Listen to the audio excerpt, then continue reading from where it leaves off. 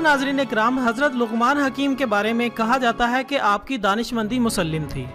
آپ کے آقا نے آپ کو بیچنے کے لیے پیش کیا تو ایک آدمی جو کاشتکار تھا یہ آپ کو خرید کر اپنے ساتھ اپنے گھر لے گیا۔ آپ سارا دن اس کی خدمت میں مصروف رہے حتیٰ کہ رات آ گئی۔ رات ہوتے ہی حضرت لقمان عبادت الہی میں مصروف ہو گئے جبکہ ان کا آقا سو گیا۔ جب رات کا ایک پہر گزرا تو آپ نے اپنے آقا سے کہا کہ میرے آقا، جنت کو آراستہ کر دیا گیا ہے اور جہنم کو بھڑکا دیا گیا ہے۔ جو شخص اللہ کی نعمتوں کو حاصل کرنا چاہتا ہے وہ اتنا زیادہ سویا نہیں کرتا۔ مالک نے جواب دیا کہ اے غلام، چلے جاؤ، میرا رب بڑا غفور الرحیم ہے۔ یہ کہہ کر وہ دوبارہ سو گیا۔ حضرت لقمان اپنی جگہ واپس آئے اور پھر عبادت الہی میں مشغول ہو گئے۔ جب رات کا دوسرا پہر گزرا تو آپ پھر اپنے آقا کے پاس گئے اور اس کو ہلا کر کہنے لگے، میرے آقا، جو وقت گزر گیا وہ گزر گیا، اب بھی آپ اٹھ جائیں اور باقی وقت اللہ کی عبادت میں صرف کریں، کیونکہ بہت جلد ہی تجھے آخرت کے سفر پر روانہ ہونا ہے۔ اب کی بار مالک نے پھر وہی جواب دیا کہ اے غلام، چلے جاؤ، مجھے سونے دو، میرا رب بڑا غفور الرحیم ہے اور نہایت مہربان ہے۔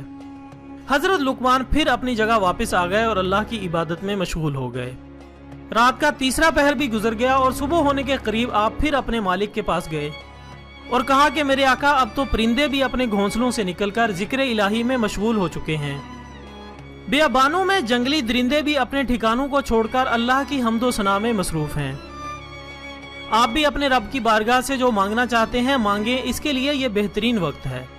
مالک نے جواب دیا کہ اے غلام، مجھے کچھ دیر اور سونے دو، میرا رب بڑا غفور الرحیم اور مہربان ہے۔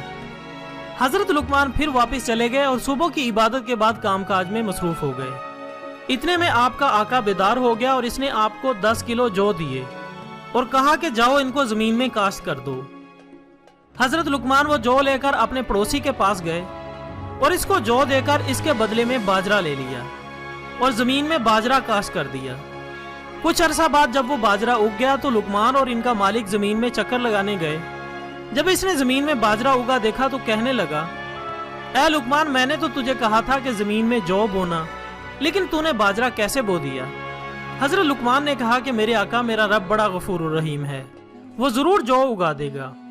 مالک نے کہا کہ تو نے درست کہا، لیکن جب تو زمین میں باجرہ بوئے گا تو پھر اس میں سے جو کیسے نکلے گا؟ حضرت لقمان نے فرمایا کہ بالکل اسی طرح جب آپ غافلوں کی طرح پڑے سوتے رہیں گے تو صالحین کے درجات کو کیسے پا سکیں گے؟